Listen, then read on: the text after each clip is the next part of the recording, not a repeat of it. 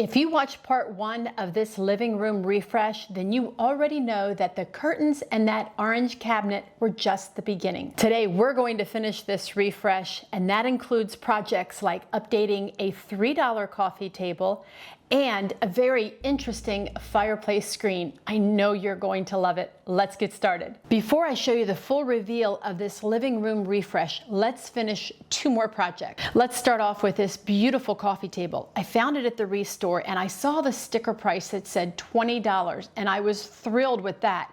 But I circled around to the other side of the table and it said $7. I could hardly believe my eyes. I went right up to the counter and said, hold it for me. And then she let me know that it was on sale and I wound up getting it for $3.50. It was pretty rough and it needed a makeover. Let me show you how I did it. Before I get started, I just wanted to show you here out in the sunlight. Look how bad this old finish looks. That's really pretty bad. Now, I don't know who did this. I'm sure it was done in the factory since it's a Bassett piece of furniture like we just saw.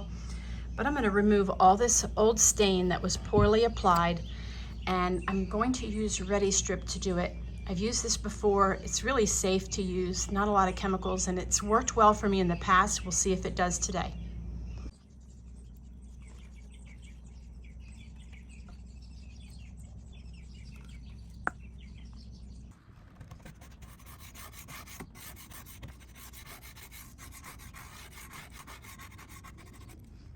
This is where I am on this table, and I wanted to point out something. So on older pieces, a lot of times I just take it out to the hose and scrub it off. But this piece, because of the era and it being from probably the 50s, 1950s, I wasn't sure if it was veneer or not, and I'm really glad I did not hose it off like I typically do when I'm removing stripper. And here's why. Here's the front edge. You see I've got the table up on its side. But here's this decorative edge, and then here's the actual tabletop. And when I was scraping, I noticed that area right there, which was a little sketchy looking compared to the rest of the surface. Now, a lot of what you see is still has to be removed, but you can see the pretty wood grain in here. But look at the difference between this color and this color. This looks like a very thin sheet of veneer on the top. And this is probably a lesser quality wood, which is fine. I don't mind that. But I'm just glad that I didn't hose it off because the apron is possibly made out of particle board with a veneer over top. Manufacturers would have done this. They would have used a lesser quality wood like a poplar, which has variety in color. It's not a very consistent wood as far as like an oak or a beautiful maple or something. Or better yet, cherry wood, which is just beautiful. But anyway, they would have used a lesser quality for furniture making because of the coloration difference, and then they would cover it in a veneer. It is the next day, and this is where I am. I'm outside, I'm sanding this table down, and sadly, I have a big piece of damage. This is basically where somebody went through the first layer of veneer and damaged it permanently. Otherwise, the grain is really pretty. I'm writing a blog post about this, and I'll talk about the fix for this problem, if I can fix it, and all that in the blog post. That blog post will be linked down in the description. I'm not currently using my wood-burning fireplace. Well, of course I'm not. It's summer, but I'm not going to use it for a little while. I might have it converted to gas. I haven't decided yet, but I still want to make this space pretty. So I thought about having a unique fireplace screen of sorts. Now, I would never use this idea with a real wood-burning fire going. Of course I wouldn't, but it will disguise and make this area look really pretty. I was out in the garage and I remembered this piece that I bought years ago, and I knew that it would work out just perfect. Let's take a look to see what I did.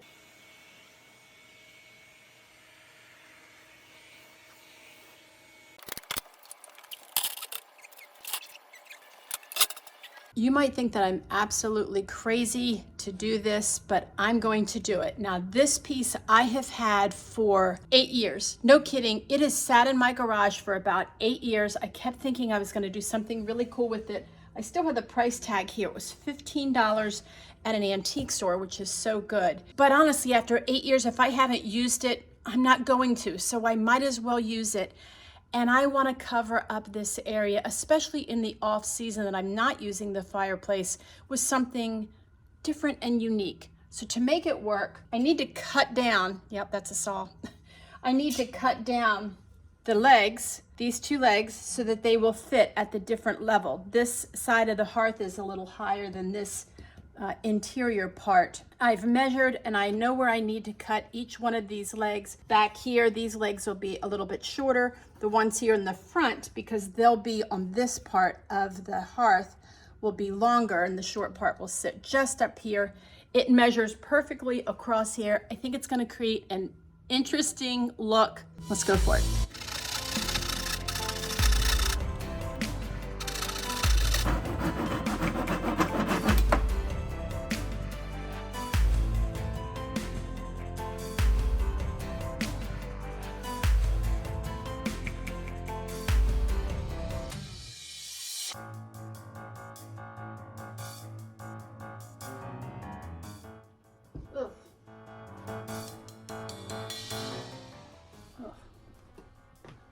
Little critter. Yuck.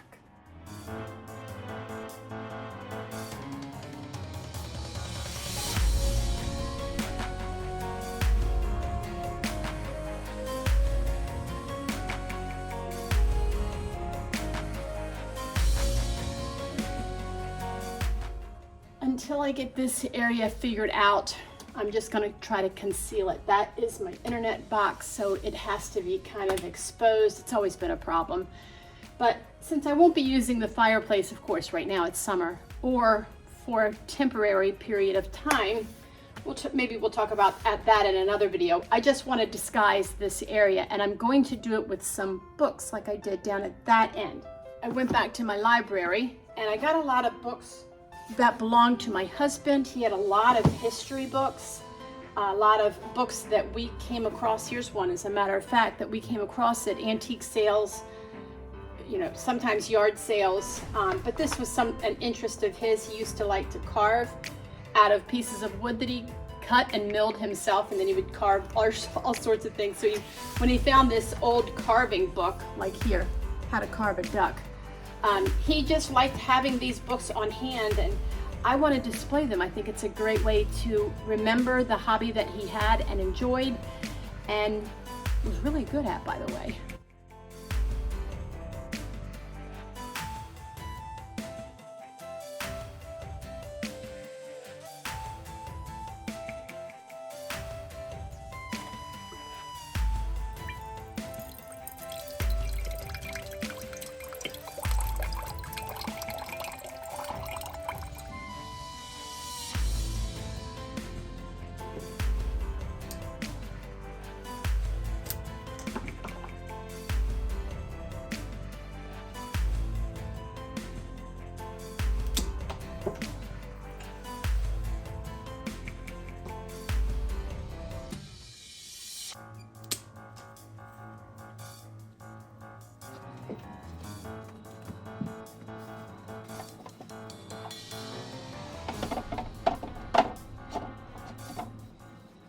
Here's everything that we did in this room. A fireplace screen that is super unique, a new coffee table, curtains, clean windows, of course, and what else? And that orange cabinet. Are you ready to see all these pieces come together? Let's take a look.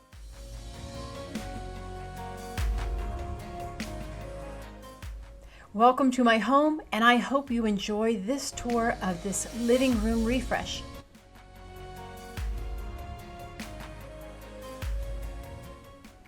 While we will look around this room at all the changes that I've made, I wanted to share some personal notes with you. Starting with why I'm making the changes in the first place, especially here in this living room. It was hard to look at some of the places that we had sat and spent so many years together, like in this living room. And while I sat on the sofa, I would look across at these two chairs. Not these two chairs, but the white chairs that were here previously. And it was just too hard to look at the empty chair. So I impulsively bought a couple of other chairs that didn't work out at all, and I wound up replacing them with these chairs that are just beautiful. Changing this room around wasn't really so much about the decor as it was just not the constant reminder that he was no longer sitting in that chair with me while I sat on the sofa.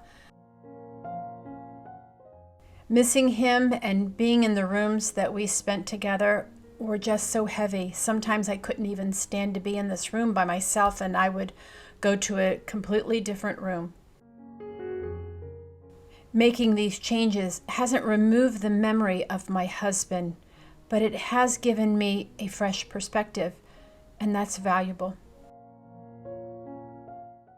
Now I can be in this room and I can have a fresh outlook on what my future holds and what God has in store for me.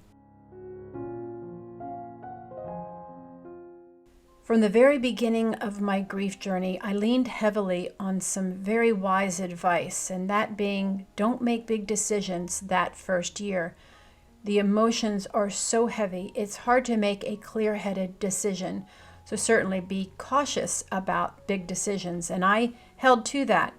We'll talk about that in a minute. The other thing that I decided, I think it was on the very first day, was that when my tears come, I'm going to let them come. And when they don't, I'm going to be okay with that without guilt.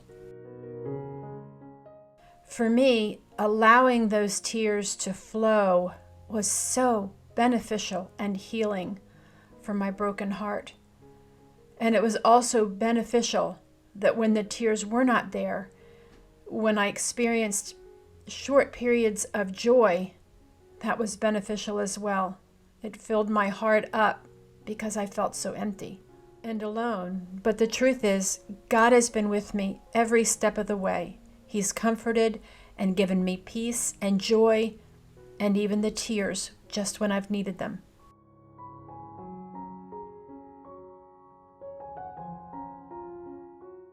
As I've held on to that wise advice to not make those big decisions during the first year, I continue to progress through my healing journey. One of the things that I considered not doing was moving. I had some people asking, do you think you'll downsize from your home, and do you think you'll move? That wasn't a decision that I ever felt comfortable making. I never imagined myself moving. I couldn't imagine living in this home, but I also couldn't imagine leaving it. So I've left that decision alone, and I'm really thankful that I have.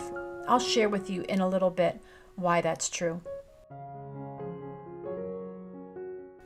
As I was getting ready to do this voiceover and looking at the new things that I've done to this living room, I decided to go back and watch some of my older videos of the first months of grief.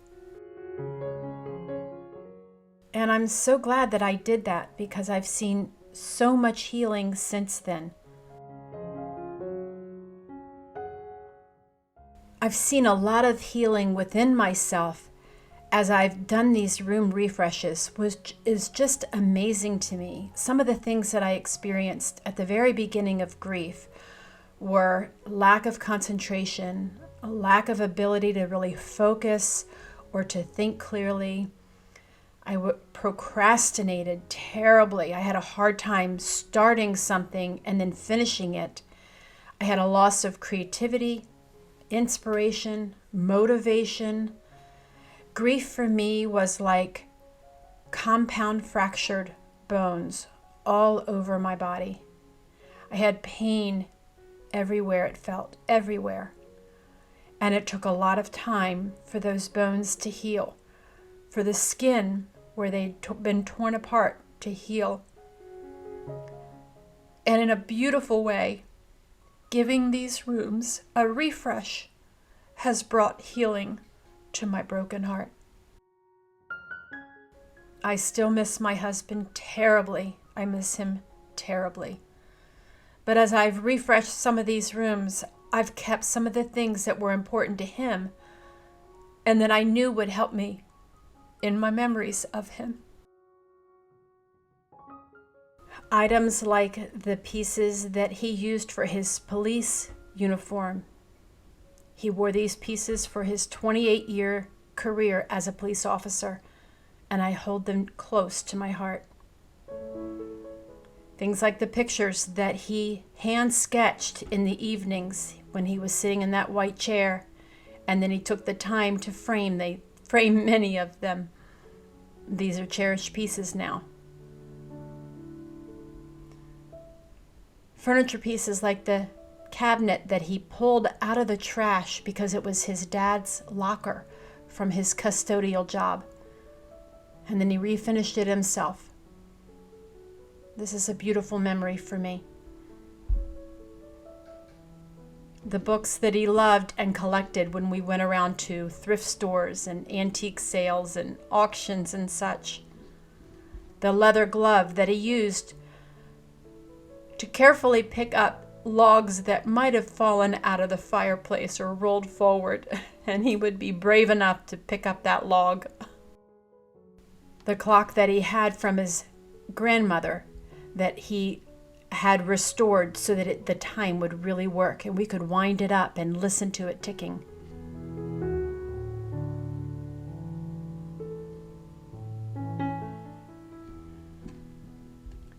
And those beautiful flower images that he hand carved out of wood that he cut himself out of our woods and hand carved those flowers just for me. All of these things and so many more are beautiful memories that I have of my husband. I just have a fresh perspective at looking at them. Our home has turned into a beautiful bed and breakfast for my family when they come home to visit. They always have a place to stay, a place where we can all gather and remember the important things in life.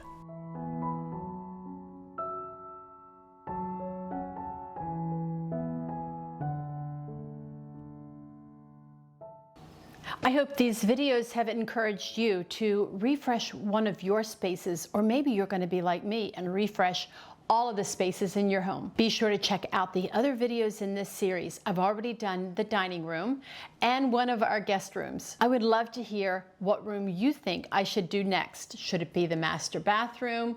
Should it be the other guest room? Should it be that toy room? I'd love to hear from you down in the comments. Be sure to visit my blog for more inspiration for thrifted, upcycled projects and vintage home decor at reinventeddelaware.com. Thanks for joining me, my friend. I'll see you next time.